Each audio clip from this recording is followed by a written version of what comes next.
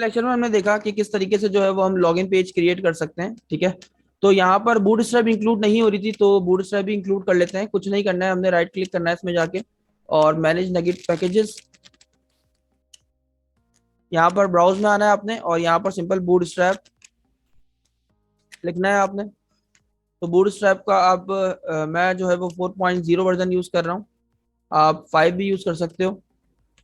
यहाँ पर इसको इंस्टॉल कर लेते हैं सारी स्क्रिप्ट्स, और आपके पास जो है आपकी CSS की जितनी फाइलें बूटस्ट्रैप की तमाम की तमाम इंक्लूड हो रही हैं, और ये हमारे पास सक्सेसफुली इंस्टॉल हो चुका है। ठीक है, तो इसको कर देते हैं क्लोज और आते हैं अपने लेआउट वाले पेज पे। और लेआउट वाला पेज हमारा ये रहा। यहाँ आने के बाद जो है वो मैं नेविगेशन बार जो है वो आपको दिख रही होगी, यहाँ पर Ctrl+Shift+S कर लेता हूँ और यहाँ पर देख लेते हैं हमारे पास जो क्लासेस यूज हो रही हैं। हम आते हैं यहाँ पर और बूट स्ट्रैप 4 की जो है नैव बार जो है यहाँ से कॉपी कर लेते हैं।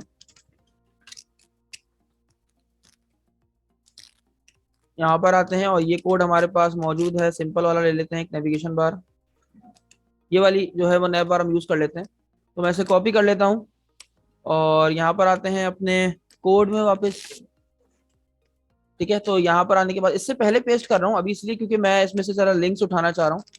ठीक है, तो यहाँ पर मुझे ये वाला जो है वो नैव बार ब्रांड का जो लिंक है ये मुझे चाहिए, एंड दैट्स इट। बाकी मुझे कुछ भी नहीं चाहिए, तो मैं इस नैव बार को जो बूटस्ट्रैप 3 की होती है बाय डिफॉल्ट उसे रिमूव कर रहा हूँ। तो नैव बार ब्रांड में हमारे पास कहाँ मौजूद है, वो हमारे पास है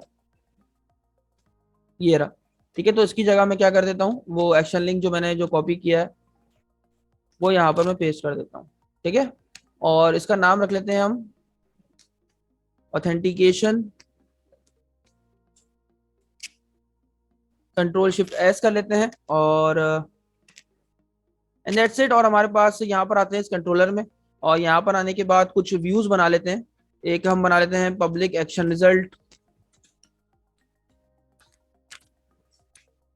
ठीक है, यहाँ बना लेते हैं अबाउट, सिंपल खाली व्यूज होंगे, इसमें कुछ भी नहीं डाल रहे हैं हम। और इस एक और बना लेते हैं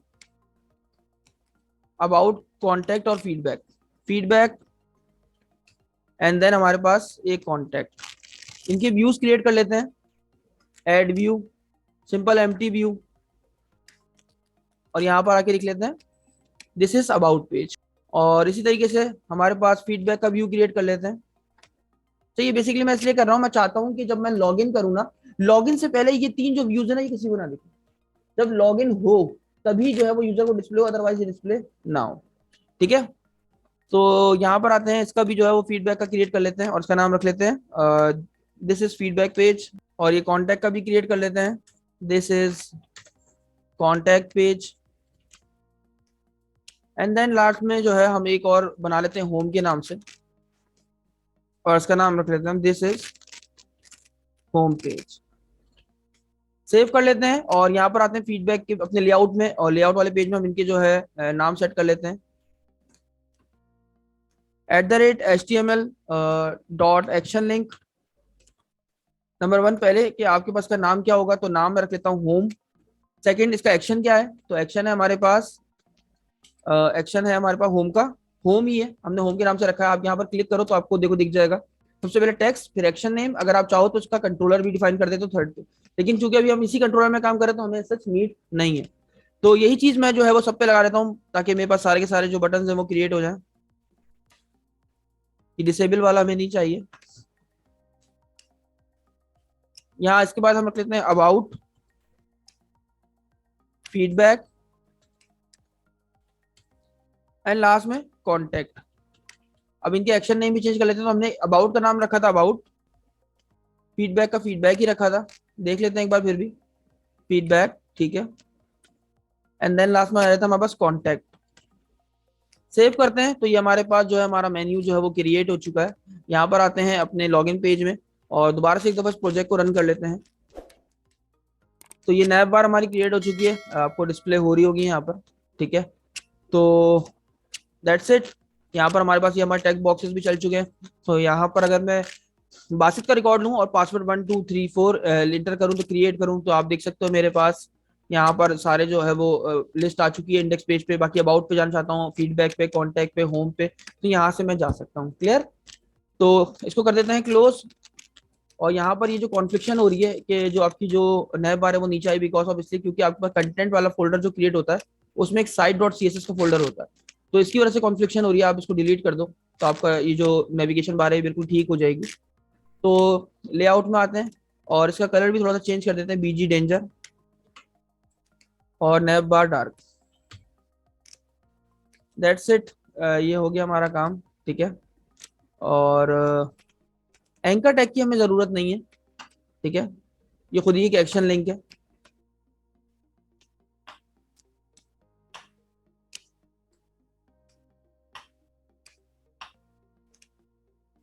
तो ये रिमूव कर देता हूँ।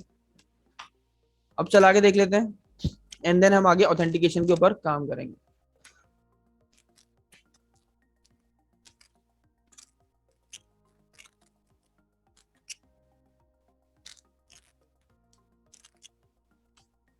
तो देख सकते हो आप यहाँ पर जो है वो हमारे पास मेन्यू भी क्रिएट हो चुका है। ठीक है। और यहाँ पर हमने जो है वो यूजर नेम और पासवर्ड वगैरह भी जो है वो सेटल कर लिया है। ठीक है। अब इसको स्टार्ट करते हैं, आगे ऑथेंटिकेशन का काम करते हैं। फर्दर इस डिजाइनिंग पे टाइम ज़ाया नहीं करेंगे। ठीक है। तो स्टार्ट करते हैं।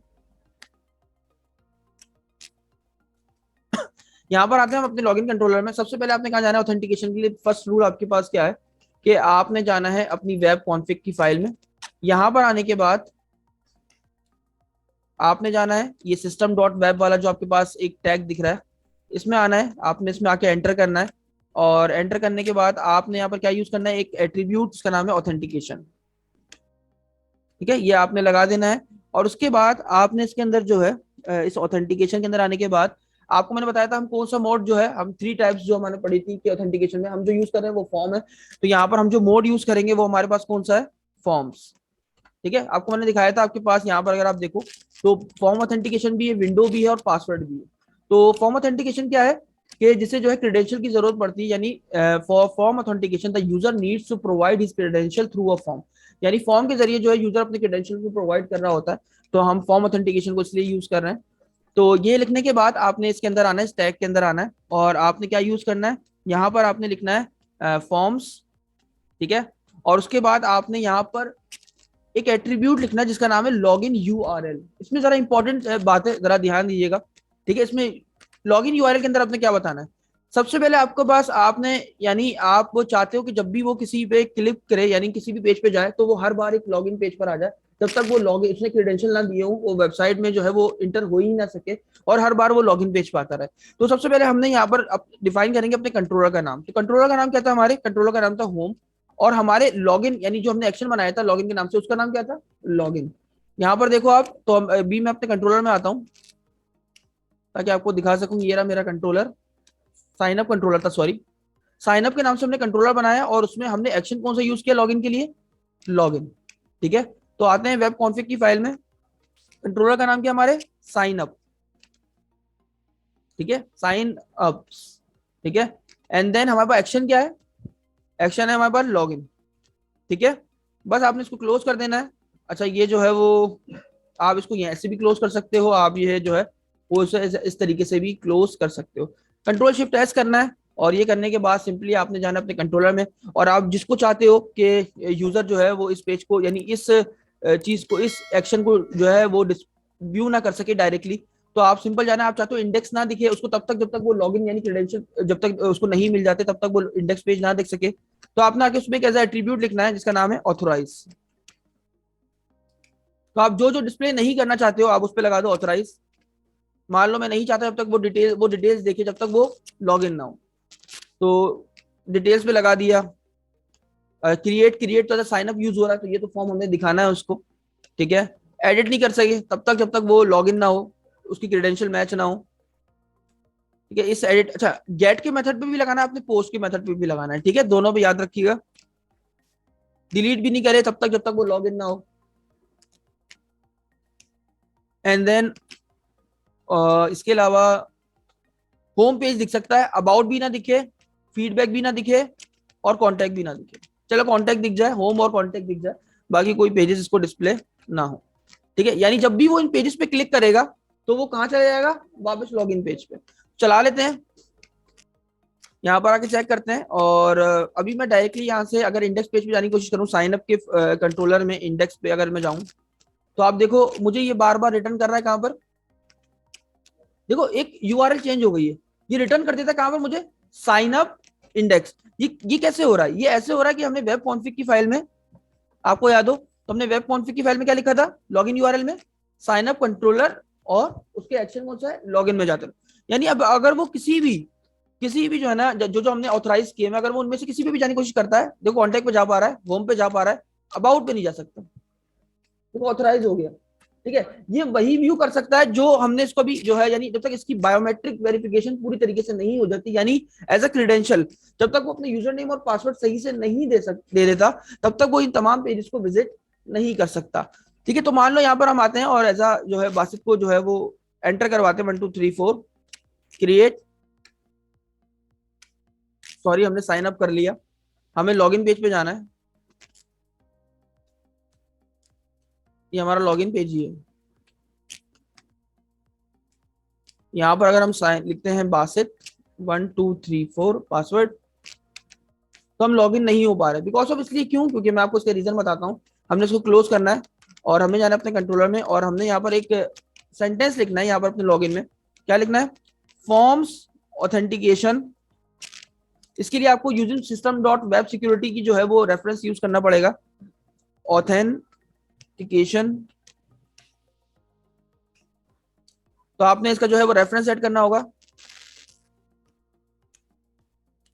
ये देखो using system dot web dot security, and then आपने क्या करना होगा, डॉट सेट ऑथ कुकी। ठीक है, और इसमें आने के बाद आपने क्या करना होगा, आपने क्या करना होगा, यूजर नेम को सेट करवाना पड़ेगा अपनी कुकीज में। देखो कुकीज क्या होते हैं, कुकीज वो होते हैं जो कि बिल्कुल एज अ सेशन की तरह ही वर्क कर रहे होते हैं, यानी आपके पास आपकी मेमोरी में जो है, आपके ब्राउजर की मेमोरी में आपके डेटा को स्टोर कर रहे हो, जैसे सेशन कर रहा होता है। ठीक है, लेकिन सेशन और कुकी में फर्क क्या है, सेशन जो है बेसिकली आपको सर्वर के डेटा को जो है वो स्टोर करने के लिए यूज किया जाता है, जबकि कुकीज क्या होते हैं, आपके पास लोकल पीसी पे, आपके ब्राउजर पे डेटा को जो है वो स्टोर करने के लिए यूज किया जाता है। आपने रिमेंबर मी वाला देखा होगा, अक्सर आप लोग फेसबुक वगैरह यूज करते हो, तो आपने देखा होगा जब आप रिमेंबर मी पे चेक कर देते हो, तो आपके पास आप जब भी लॉगिन करते हो तो वो आपके पास लॉगिन रहता है, तो वो कुकी की मदद से किया जा रहा होता है। बेसिकली कुकीज स्टोर का होते हैं, तो मैं ये भी आपको दिखा दूं। यहाँ पर आओ, राइट क्लिक करो, सेटिंग में आओ, यहाँ पर आओ, सेटिंग में आ जाओ आप। सेटिंग में आने के बाद आप आ जाओ यहाँ पर सिक्योरिटी एंड प्राइवेसी में, और यहाँ पर आपको दिखेगा cookie and other site data.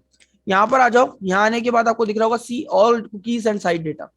यहाँ पर अगर आ जाओ आप, तो आपको ये सारी की सारी कुकीज जो आईडी पासवर्ड सेव है उसके रिगार्डिंग यहाँ पर आपको सारे आईडी पासवर्ड डिस्प्ले हो रहे होंगे, ये सेव हो जाते हैं। अच्छा, कुकी दो किस्म की होती है, एक होती है परसिस्टेंट कुकी, एक होती है नॉन परसिस्टेंट कुकी।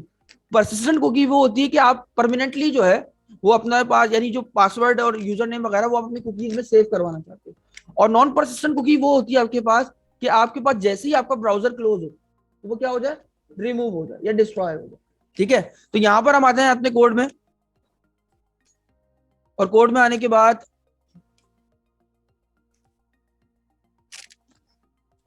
यहाँ पर हम आते हैं और यहाँ लिखते हैं क्या, हमारा नंबर 1 पहला कि हमारे पास एसपी में जाओ, यानी यूजर यूआई में, और वहां से यूजर नेम उठा लो। सेकंड आपके पास आर्गुमेंट क्या होती है, आप देखो सबसे पहले यूजर नेम। सेकंड आर्गुमेंट क्या होती है, क्रिएट परसिस्टेंट कुकी, मतलब क्या आप अपनी कुकी को परमानेंट बनाना चाहते हो या फिर नॉन परसिस्टेंट। तो मैं जो है इसे अभी सच नॉन परसिस्टेंट बना रहा हूँ, ताकि ब्राउजर के क्लोज होते ही जो है वो आपके पास डेटा जो है वो रिमूव हो जाए। तो मैं इसको कर देता हूँ फॉल्स। अगर आपने परसिस्टेंट बनानी है तो आपने कर देना है ट्रू। ठीक है, कंट्रोल शिफ्ट एस कर देते हैं, सेव कर देते हैं, और सेव करने के बाद जो है वो अपना लॉगिन करके चेक कर लेते हैं। ये लॉगिन पेज हमारा जो है वो ओपन हो रहा है, तो ये लॉगिन पेज हमारा ओपन हो चुका है। यहाँ पर हम लॉगिन करके चेक कर लेते हैं, यूजर नेम बासित, पासवर्ड था 1 2 3 4, एंड देन जैसे ही हम लॉगिन करते हैं, यहाँ पर मैं इसका नाम भी चेंज कर देता हूँ, नाम सही नहीं लग रहा। तो यहाँ पर आप देख सकते हो कि हमारे पास वो डेटा जो है वो डिस्प्ले हो चुका है। और अगर मैं फीडबैक में जाता हूँ तो आप देख सकते हो मैं जा सकता हूँ, यहाँ पर अबाउट में जाना चाहूँ तो अबाउट में जा सकता हूँ। वापस से जो है अगर मुझे ये जो है एडिट करना है तो मैं एडिट भी कर सकता हूँ, अगर मुझे डिलीट करना है तो मैं डिलीट भी कर सकता हूँ। ठीक है, तो अभी हमारे पास एक यहाँ पर साइन आउट का बटन नहीं है और एक लॉगिन का बटन भी नहीं है, तो वो भी हम यहाँ पर इंक्लूड कर देते हैं ताकि हमारा जो काम है ना वो और अच्छे से हो जाए। तो यहाँ पर आते हैं और कंट्रोलर में तो यहाँ पर आते हैं और एक एक्शन रिजल्ट बना लेते हैं, पब्लिक एक्शन रिजल्ट। ठीक है, इसका नाम रख लेते हैं साइन आउट। और इसमें आपने सिंपल देखिए करना क्या है, इसमें आपने करना है आपने यूज करना है फॉर्म्स ऑथेंटिकेशन, ठीक है, डॉट साइन आउट, बस आपने इतना लिखना है एंड दैट्स इट। और अगर साइन आउट करे तो वापस कहाँ ले जाए, रिटर्न कर दे किस पेज पे, रीडायरेक्ट टू एक्शन। कहाँ पर रिटर्न करे आपको, ये कर दे वापस आपको लॉगिन पेज पे। ठीक है, अब हम क्या करते हैं, साइन आउट को कंट्रोल सी, ये जो एक्शन मैंने बनाया, अब यहाँ पर आके लेआउट में इसको कॉपी कर लेते हैं, एक और आइटम बना लेते हैं यहाँ पर, नए आइटम का। तो यहाँ पर आप मैंने देखा होगा थोड़ी सी चेंजेस हो गई हैं, वो बेसिकली मैंने क्या किया, थर्ड जो होता है वो आपका कंट्रोलर नेम होता है, तो इसलिए मैंने कोई कंट्रोलर नेम दिया नहीं, खाली छोड़ दिया। और यहाँ पर मैंने क्लास को यूज करना था, तो मैंने क्या लिखा, न्यू, न्यू का कीवर्ड एंड देन पैरेंथेसिस के अंदर मैंने क्या लिखा, at the rate class. Class क्योंकि एक रिजर्व कीवर्ड है तो आप उसको ऐसे यूज नहीं कर सकते, इसलिए आपको एट द रेट यूज करनी पड़ेगी। ठीक है, और उसमें नए लिंक का जो सीएसएस की बूटस्ट्रैप की वो मैंने यहाँ पर यूटिलाइज कर ली। तो खैर यहाँ पर आते हैं, एक हमने बना लेना लॉगिन, एक हमने बना लेना बटन लॉगआउट का। तो यहाँ पर हम जाते हैं, इसका नाम रख लेते हैं लॉगिन, और इसका हमारे पास एक्शन किस नाम से मौजूद है, लॉगिन के ही नाम से मौजूद है। एक हम बना लेते हैं बटन लॉगआउट, और यहाँ पर हमारे पास एक्शन उसका किस नाम से मौजूद है, लॉगआउट। सेव कर लेते हैं और चला के देखते हैं कि लॉगआउट वगैरह हो रहा है, ये बटन डिस्प्ले हो रहे हैं या नहीं हो रहे। तो ये देखो आप, यहाँ पर हमारे पास लॉगिन लॉगआउट सारे बटन आ चुके हैं। तो अब मैं अगर लॉगिन करूँ बासित 1 2 3 4 क्रिएट करूँ, यानी साइन अप करूँ, साइन इन करूँ, तो अभी देखो मैं यहाँ पर आ गया हूँ। और अगर अब मैं यहाँ पर जो है अभी कहीं भी जा सकता हूँ, अगर मैं लॉग आउट कर दूँ, तो लॉग आउट करने पर ये कहाँ लेके गया हमें, यहाँ पर एप्लीकेशन का नॉट फाउंड। तो यहाँ पर देख लेते हैं इशू क्या आ रहा है हमारे पास। यहाँ पर से लेके जाना चाहिए था आपके लॉगिन पेज पे वापस, तो रीडायरेक्ट करो एक्शन। तो यहाँ पर हमारे पास, यहाँ पर देखो मैंने सेक्शन का नाम क्या रखा है, साइन आउट, और यहाँ पर मैंने एज अ कंट्रोलर दिखाता हूँ मैं आपको लेआउट के पेज में, मैंने क्या नाम रखा है, लॉग आउट। तो हम इसको लॉग आउट के नाम से ही बना लेते हैं, सेव कर लेते हैं और वापस अपनी एप्लीकेशन को रन कर लेते हैं। नेक्स्ट टाइम इसका नाम भी चेंज करेंगे इस बटन का, और बार बार जो है मैं भूल जाता हूँ। यहाँ पर आते हैं और बासित लिखते हैं, बासित, और 1 2 3 4 का पासवर्ड का साइन इन करते हैं। और हम कहीं भी जा सकते हैं क्योंकि हम लॉगिन कर चुके हैं, क्रेडेंशियल दे चुके हैं, और जैसे ही लॉग आउट करते हैं तो आप देखो मेरे पास वापस से जो है वो यूजर नेम पासवर्ड आ चुका है। और अब मैं आपको चेक भी करवा दूं, अगर मैं यहाँ से अबाउट के पेज में जाने की कोशिश करता हूँ, क्योंकि अबाउट पे ऑथराइज्ड है तो यानी ये नहीं जा सकता, तो आप देखो वापस से मुझे इसी पेज पे ले आया। तो अगर मैं यहाँ से वापस मान लो मैं साइन अप में जाने के बाद और मैं चाहता हूँ इंडेक्स वाले पेज पे चले जाऊँ जहाँ पर लिस्ट हो रही है, तब भी मुझे नहीं जाने देना, मेरे पास इसी पेज पे मौजूद है। अच्छा, एक चीज की प्रॉब्लम है यहाँ पर देखो, तो मैं ये चाहता हूँ कि जब मैं लॉग इन कर लूँ ना, तब मुझे अबाउट, फीडबैक और कॉन्टेक्ट का बटन दिखे, और लॉग आउट तभी दिखे। मतलब लॉगिन जो है ना वो मेरे पास कब दिखे, मतलब जो है अभी जैसे दिख रहा है लॉगिन डिस्प्ले हो रहा है, ठीक है, जो डिस्प्ले हो, लेकिन लॉग आउट का बटन तभी दिखे जब मैं लॉगिन कर जाऊँ। और बाकी कॉन्टैक्ट और कॉन्टैक्ट को छोड़ के फीडबैक और अबाउट तभी दिखे जब मैं लॉगिन कर दूँ। तो ये कैसे करते हैं देखते हैं। आते हैं अपने ये लेआउट वाले पेज में, और मैं यहाँ पर क्या करूँगा, सिंपल सा कोड है, एट द रेट इज, ठीक है, user dot identity dot is authenticated. अगर यूजर ऑथेंटिकेटेड है यानी उसके पास क्रेडेंशियल मौजूद है, तो आप क्या करो, आप अच्छा यानी क्रेडेंशियल मौजूद है, जब क्रेडेंशियल मौजूद है तो क्या क्या डिस्प्ले करवाना है, हमने उसको अबाउट में लेके जाना है। होम तो बाय डिफॉल्ट दिख रहा होगा, ठीक है, हमने उसे जो है वो अबाउट तभी दिखाना है जब उसके पास क्रेडेंशियल हो, फीडबैक भी हमें उसे तभी दिखाना है जब उसके पास क्रेडेंशियल मौजूद हो, ठीक है, और कॉन्टेक्ट डिस्प्ले हो सकता है, ठीक है। और यहाँ पर आते हैं लॉग आउट, लॉग आउट जो बटन है हमारा वो तभी दिखे, यहाँ पर आ जाते हैं। बाकी हमारे पास जो बटन है अगर ऑथेंटिकेटेड है तो हमारे पास लॉग आउट भी तभी दिखे जब वो ऑथेंटिकेटेड हो, ठीक है। सॉरी, यहाँ से कोड कॉपी होने में इशू हो गया, यहाँ से इस पूरे एल आई को कॉपी कर लेते हैं, ठीक है। ये करने के बाद बाकी जो है वो तमाम कोड का जो भी पार्ट है वो हमारे पास, वो हम कहाँ रन करेंगे, एल्स में। लॉग आउट मैंने यहाँ से कॉपी कर लिया, यहाँ से रिमूव करना भूल गया, तो यहाँ से हटा लेते हैं। बाकी हम क्या करते हैं, एल्स, ये दोनों जो है वो हमारे पास डिस्प्ले हो सकते हैं। ठीक है, तो दैट्स इट। अब इसको रन करते हैं, चेक करते हैं क्या ये सही से कंडीशन वर्क कर रही है या नहीं। सिंपल यूजर में जाओ, आइडेंटिटी अगर वो ऑथेंटिकेटेड है, जो भी आइडेंटिटी अगर वो ऑथेंटिकेटेड है तो आप उसको ये चीज दिखाना, वरना नहीं दिखाना। देख रहे हो आप। तो यहाँ पर अब देखो हमारे पास सिर्फ होम और कॉन्टेक्ट जो पेज चल रहे हैं वही दिख रहे हैं, और अगर मैं चाहूँ यहाँ से एक्सेस करना कि मैं कहूँ अबाउट में ले जाऊँ मुझे, तब भी नहीं आने देगा। मैं कोई पेज को डिस्प्ले नहीं कर सकता तब तक जब तक मेरे पास क्रेडेंशियल मौजूद ना। तो यहाँ से मैं लॉगिन कर लेता हूँ sir 1 2 3 4 5 6 and then sign in करना फिर भूल गए, यहाँ नाम लिखना उसका चेंज करना। तो अब मैं अगर आके लॉगिन करूँ तो आप देखिएगा नहीं हुआ, पासवर्ड कोई और था क्या सर। 1 2 3 4 5 क्रिएट करते हैं तो अब आप देख सकते हो मेरे पास सारे के सारे बटन जो है वो आ चुके हैं, होम, अबाउट, फीडबैक और लॉग आउट। लेकिन अभी हमारे पास दो बटन नहीं है, हमारे पास वो बटन नहीं आए, आपके पास लॉगिन वाला तो नहीं डिस्प्ले होगा, लॉगिन अभी डिस्प्ले हो ही नहीं सकता है यहाँ पर। ठीक है, एक कॉन्टैक्ट और एक हमारे पास बस कॉन्टैक्ट का पेज मिस हो गया हमारा। ठीक है, तो वो हम देख लेते हैं, अभी चेक कर लेते हैं। खैर हम लॉग आउट करते हैं यहाँ से, तो वापस हमारे पास ये डिस्प्ले हो जाएगा। क्लियर। तो देखते हैं यहाँ पर इशू क्या है। हमारा लेआउट वाला पेज आ गया, एल्स में हमने कहा ये तमाम पेज दिखे, कॉन्टैक्ट वाला और लॉगिन वाला। क्योंकि कॉन्टैक्ट वाला क्योंकि हमें डायरेक्टली डिस्प्ले करवाना है तो हमने इसको क्या करना पड़ेगा, बाहर ही रखना पड़ेगा। होम और कॉन्टैक्ट तो हमारा ऑलरेडी चल ही रहा है। ठीक है, अब चला के देखते हैं, थोड़ा सा मेन्यू की सेटिंग करनी पड़ेगी अपने आगे पीछे, तो वो सेट हो जाएगा। ठीक है, अभी देखें आपके पास कॉन्टैक्ट और होम चल रहा है, और अगर मैं लॉगिन पे जाता हूँ, यहाँ पर मैं लॉगिन कर लेता हूँ, सर पासवर्ड है 1 2 3 4 5, लॉगिन कर लेता हूँ, फिर साइन इन करना भूल गए, कोई बात नहीं अभी कर लेंगे। तब अब देखो कॉन्टैक्ट भी आ चुका है, अबाउट भी आ चुका है, फीडबैक भी आ चुका है, और ये आपके पास अगर आप यहाँ से, मैंने बाकी के बटन नहीं डिस्प्ले कराए, तो यहाँ पर आप जाना चाहो जैसे इंडेक्स पेज पे तो आप यहाँ पर भी जा सकते हो। अगर आप इसको एडिट करना चाहो तो एडिट भी कर सकते हो, क्योंकि आपके पास क्रेडेंशियल्स मौजूद है। ठीक है, लेकिन अभी मेरे पास प्रॉब्लम ये है कि मैं ये चाहता हूँ कि अभी एज ए यूजर भी अगर मैं लॉगिन हो गया मेरे पास क्रेडेंशियल, लेकिन मैं चाहता हूँ यूजर इंटर हो चुका है, ठीक है, यूजर को सिर्फ टेबल दिखे और उसके बाद ये अथॉरिटी ना हो कि वो एडिट कर सके, डिलीट कर सके या डिटेल्स देख सके। वो सिर्फ व्यू तो देख सकता है, ठीक है, यानी इस पार्ट को देखे। ठीक है, आपने देखा होगा आप एज ए यूजर अगर किसी स्टोर में जाते हो तो आपके पास हर चीज का एक्सेस नहीं होता। ठीक है, आप उनके गोडाउन में जाकर नहीं देख सकते, आप सिर्फ शॉप के अंदर जो आपको लेना है आप वहीं से काम कर सकते हो। तो आपको मैं चाहता हूँ यूजर इसको डिस्प्ले तो करे, यानी इस पूरे पार्ट को डिस्प्ले करे, लेकिन उसको ये परमिशन ना हो कि वो एडिट करे, डिटेल्स करे या डिलीट कर सके। ठीक है, तो ये कैसे करते हैं, ये हम करते हैं रोल्स की मदद से। अभी ये रोल्स कैसे बनाए जाते हैं तो अभी आपको दिखाता हूँ मैं। अभी मैं लॉग आउट के बटन पे क्लिक कर रहा हूँ तो आप देखो यहाँ पर आ चुका हूँ मैं लॉग इन। ठीक है, तो स्टार्ट करते हैं अपने रोज वाला काम भी। तो अभी हमने बस एक साइन इन का नाम चेंज करना था तो वो पहले कर लेते हैं। ठीक है, यहाँ पर आते हैं, इस बटन का नाम कर लेते हैं साइन इन, और ये क्रिएट वाले बटन का नाम भी जो है वो चेंज कर लेते हैं, इसको कर देते हैं साइन अप।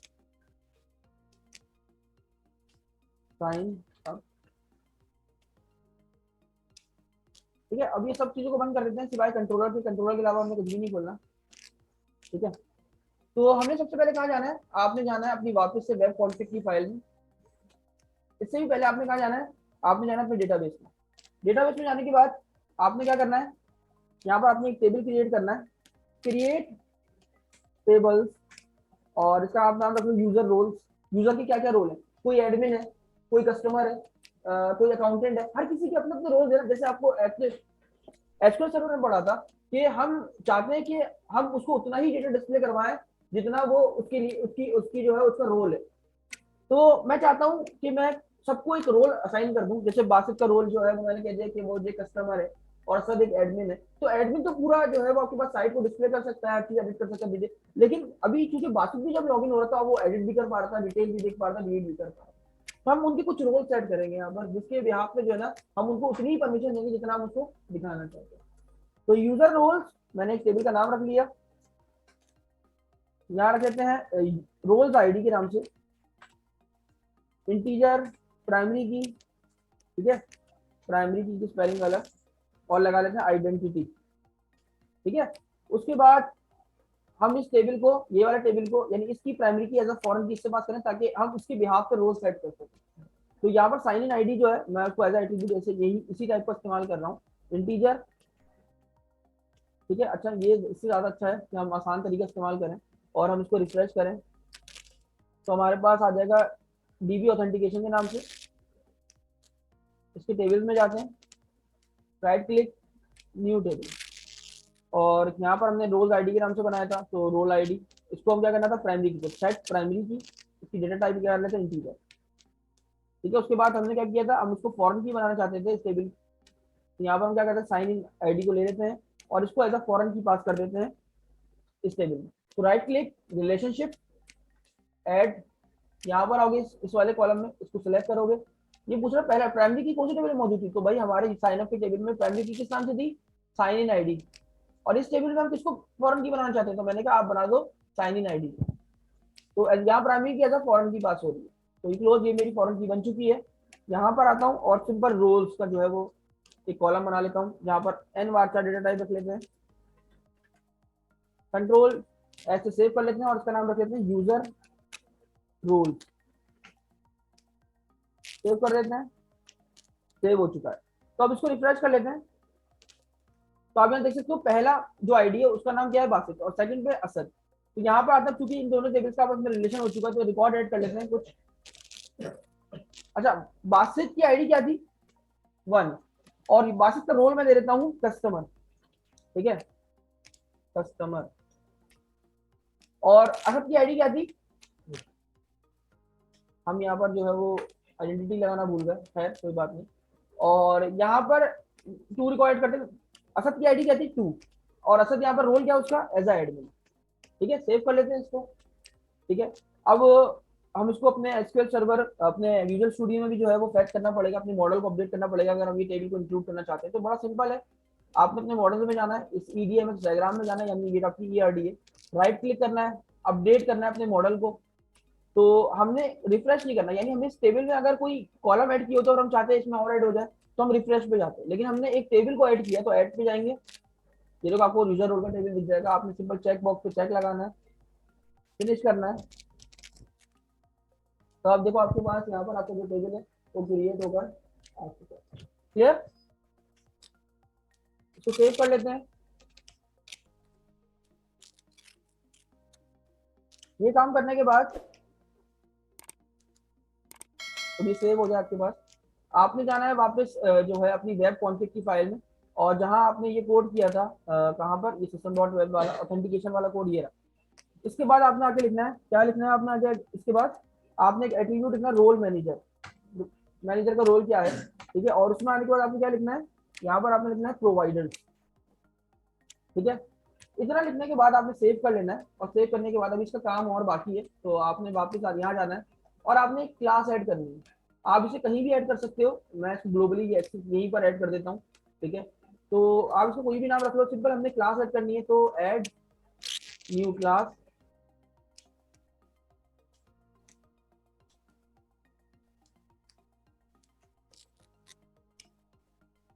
और क्लास हम ऐड कर लेते हैं, हम इसका नाम रखेंगे web app role provider. Basically role provide करेगी ये वाली क्लास। ठीक है, तो आप इसका जो है ना आखिर में रोल प्रोवाइडर लाजमी लिख देना, कोई भी नाम रखो ताकि आपको याद रहे कि आपने रोल प्रोवाइडर की क्लास ये बनाई थी। सिंपल ऐड कर दो। ऐड करने के बाद हम इसको इनहेरिट करेंगे अपनी रोल प्रोवाइडर की क्लास जो ऑलरेडी पहले से बनी हुई है। तो मैं यहाँ पर आता हूँ, इसको इनहेरिट करता हूँ। अभी इसके लिए रेफरेंस चाहिए होगा, तो रेफरेंस ऐड करते हैं using system dot web dot security. अब जैसे आप इस देखिए तो आपके पास आपकी इस क्लास में एरर आ गया, बिकॉज ऑफ क्यों, क्योंकि इस रोल प्रोवाइडर की जो क्लास है ना, इसमें तमाम के तमाम जो मेथड्स यूज हो रहे हैं वो एब्स्ट्रैक्ट क्लास के हैं। तो आपने इसको इंप्लीमेंट करना है अपने पास इधर। कैसे करोगे, आपने इस पर क्लिक करना है और इंप्लीमेंट एब्स्ट्रैक्ट क्लास के ऊपर आपने क्लिक करना है, तमाम का तमाम कोड आपके इस कोड में इंप्लीमेंट हो जाए। ठीक है, इतना करने के बाद आपने बस सेव कर लेना है, और सेव करने के बाद आपने आना है वापस अपनी वेब कॉन्फ़िग की फाइल में, और इस आपने आना है यहाँ पर आपने यूज करना है क्लियर का एट्रीब्यूट, जो भी पहले से रोल बने हुए वो क्लियर हो जाए। ठीक है, अब आपने नया रोल ऐड करना है, ऐड करो, और ऐड में आपने क्या लिखना है, यहाँ पर आपने नेम लिखना है। अच्छा, इस नेम में क्या आएगा, आप इस नेम में कोई भी नाम रख सकते हो, आप अपने रोल का, मैंने नाम रख दिया माई फर्स्ट रोल प्रोवाइडर, आप कुछ भी रख सकते हो। ठीक है, इसके बाद एक और एट्रीब्यूट आता है टाइप। टाइप में इंपॉर्टेंट चीज आपने क्या लिखनी है, सबसे पहले आपके नेम स्पेस का नाम। तो आप वापस इस वाली क्लास में आ जाओ जो आपने बनाई थी, आपके नेम स्पेस का नाम क्या है, ये ऑथराइजेशन, ऑथेंटिकेशन एंड ऑथराइजेशन, आपने इसे कॉपी किया, यहाँ पर पेस्ट कर दिया डॉट। उसके बाद आपने क्या लिखना है, आपने इस क्लास का नाम क्या रखा, तो मैंने रखा वेब रोल प्रोवाइडर। यहाँ पर आके आपने इसको ऐसे करके पास कर कंट्रोल शिफ्ट एस।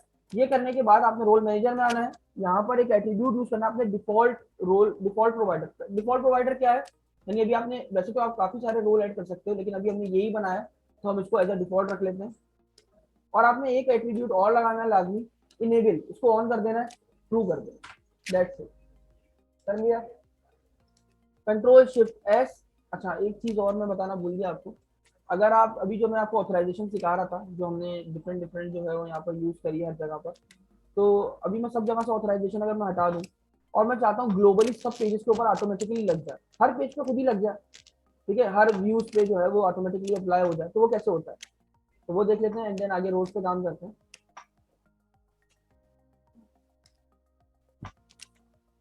ठीक है, अभी ये सबसे मैंने हटा दी, मैं चाहता हूँ सब पे लग जाए, तो सब पे लगाने के लिए आपको क्या करना पड़ेगा, ग्लोबल वाली क्लास में जाना पड़ेगा। यहाँ आने के बाद आपने क्या करना है, इसमें आगे लिखना है global filters dot filters dot add, add का मेथड यूज करना है। उसमें आके आपने क्या लिखना है, न्यू, और क्या ऐड करना है आपने, यहाँ पर आपने ऐड करना है ऑथेंटिकेशन एट्रीब्यूट, ऑथराइज एट्रीब्यूट, ठीक है। आपने सिंपल ये लिखना है और यहाँ पर इसको open and close and that's it, आपने इतना लिखना है। तो अब क्या होगा देखिएगा, अब आपके पूरे इस कंट्रोलर में हर एक पेज के ऊपर, हर एक व्यू के ऊपर जो है वो ऑथराइजेशन लग चुकी है। अब आप कोई भी पेज एक्सेस नहीं कर सकते। अगर मैं आके यहाँ पे वापस से लॉगिन चलाऊं, यहाँ पर आता हूँ और व्यूज में आता हूँ, ये साइन अप में आता हूँ, और यहाँ पर आने के बाद मैं लॉगिन पे जो है वो लॉगिन को रन करूँ अगर, तो आप देखिए क्या आएगा, आपके पास एक मैसेज आएगा, देखिए पढ़े आप, HTTP एरर 401। ये किस चीज का एरर होता है, अनऑथराइज का, you do not have permission to view the directory of page, यानी आपने ग्लोबली जो है वो तमाम की व्यू, तमाम व्यूज पे क्या कर दिया, ऑथराइज कर दिया। तो अब आपको वो परमिशन नहीं कि आप उस पेज को देख सको। तो आप चाहते हो कि किसी भी पेज को आप एक्सेस देना चाहते हो, आपने अगर ग्लोबली अप्लाई कर दिया और आप चाहते हो किसी पेज को एक्सेस दे सको, तो आपने बहुत सिंपल सा है, आपने यहाँ आना है अपने पास कंट्रोलर में, और यहाँ आने के बाद आप जिसको ओपन करना चाहते हो, मैं चाहता हूँ ये लॉगिन वाला पेज जो है वो सबको दिखे, मतलब कोई भी यूज कर सकता है, तो आपने एक एट्रीब्यूट ऐड करना है क्या, अलाउ एनोनिमस, सिंपल, आपने इसको ऐड कर देना है अपने गेट मेथड में भी, पोस्ट मेथड में भी। अच्छा ये हो जाए, और कौन, और हाँ हम चाहते थे होम भी जो है वो कोई भी व्यू कर सके, कॉन्टेक्ट भी कोई भी व्यू कर सके, ठीक है। इसके अलावा क्रिएट, जो हमारा जो साइन अप वाला फॉर्म था वो भी कोई व्यू कर सके, एंड दैट्स इट, ठीक है। अब इसको यहाँ पर हमने लगा देते हैं अलाउ एनोनिमस, सेव करते हैं और अब लॉगिन चला के देखते हैं कि हमारा लॉगिन पेज चल गया या नहीं चला। हमारे तमाम के तमाम व्यूज के ऊपर क्या लग चुका है, ऑथराइजेशन, क्योंकि हमने ग्लोबली लगाया। अब हम जिसको ओपन करना चाहते हैं तो हम अलाउ एनोनिमस के जरिए हम इसको ओपन कर सकते हैं, ठीक है। आप देख सकते हो होम भी यूज हो रहा है, कॉन्टेक्ट भी यूज हो रहा है, ठीक है। अब मैं लॉगिन करना चाहता हूँ, यहाँ पर लॉगिन कर लेता हूँ,